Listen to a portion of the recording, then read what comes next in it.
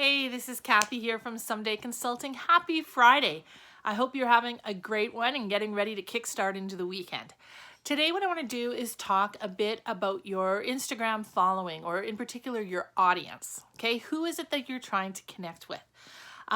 A lot of people come and they'll talk to me and they're frustrated because they're saying, Cathy, I'm doing regular posts. I'm trying to make sure there's great content on my feed and that, but my numbers aren't growing. And in fact, sometimes when I'll post something, they actually start going down and I don't understand what's going on.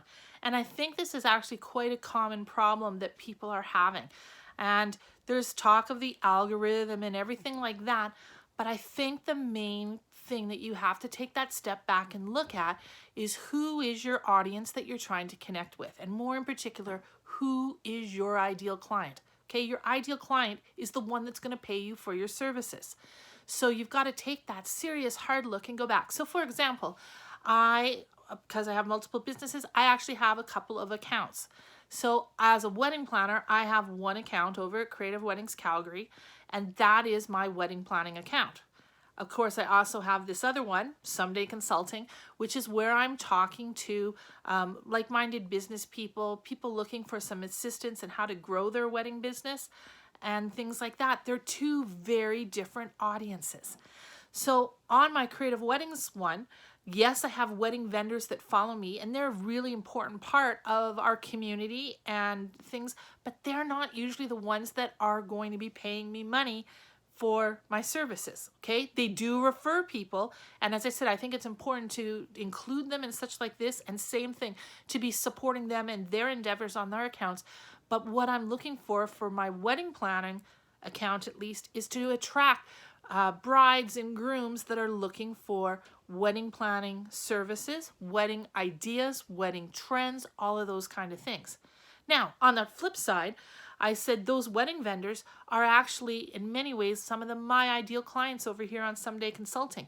So when I post content and material, I'm working harder over here to post stuff that's going to be relevant and important to them. So those are two very distinct things, and as a result, I need to have two distinct accounts for it. Looking at my notes quick. So one of the things that you have to do is you've got to ask yourself, when you're looking at the content you're posting, and ask yourself this question: is what you're posting relevant to what your ideal client is looking for? So for example, if I am, especially now with the pandemic happening, there is so much information out there about COVID and trying to figure out, and the rules and regulations are changing. And there's some stuff that I will put on my wedding planning one because it is relevant to people that are planning a wedding. But if it's more industry specific than that, then I have to take that a second look and ask myself, is this what I should be posting? And don't get me wrong, I've done it. I've been there, I've started the post. But when I go through my series of questions and ask, is this really what I need to do? I might take that step back and say, you know what? This doesn't match my brand. This does not match who my ideal client is. And as a result, it's not probably best if I post this information. Okay, it takes, as I said, it's not just random luck. There is a science to it. And as I said, as we work through that and become better at reading the signs and learning how to use social media, we're going to see those results. Okay, I'm looking things. So as I said, one of the first steps is take that time. Do some research and homework. Figure out who your ideal client is. Where do you start to do that?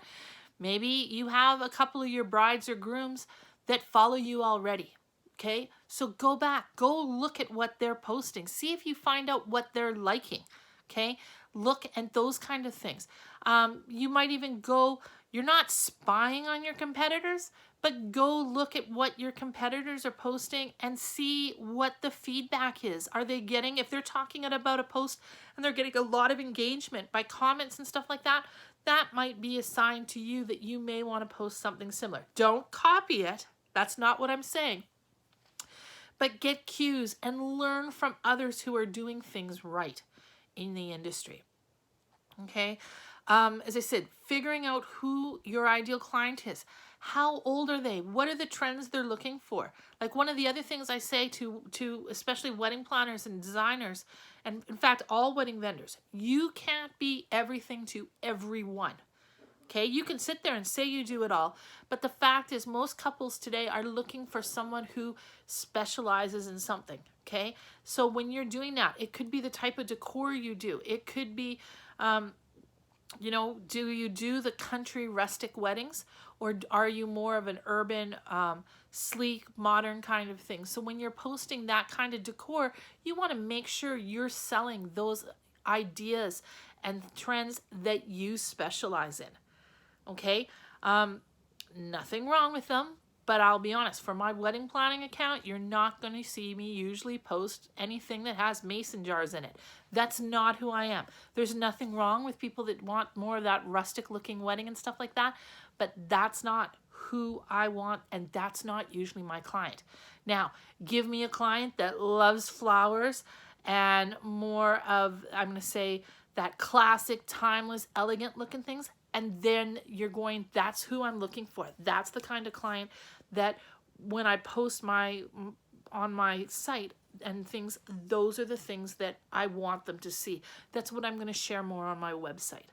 So as I said, look at those things, and when you choose your posts and what you're kind of put on stories or reels or things, what is the information that your client wants to hear from you? Okay. Now, as I said, posting that content is critical, and choosing the right stuff. The other thing that I think is really important is you need to check your insights for engagement. Okay, go back and look at the posts you've done and see where you're getting the most engagement. The algorithm nowadays isn't based on the number of followers you have. It's based on engagement. So when we say that, there's usually, when you look at your post, there's a little check insights. And check insights gives you a whole bunch of information. And this is right in the Instagram program. So you want to look and check definitely the number of people that just like it. Okay.